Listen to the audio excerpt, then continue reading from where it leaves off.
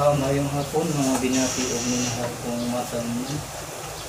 March 4 of 2021. Mapinabangay ito ka. Tinuot ka ka na may matanungan. Atong suportahan ang edukang ministro ngayon, bukas at magpakailan. At together we work as one, alang sa kayuhan, sa katawhan sa mga sa makal. Atong buhat guys.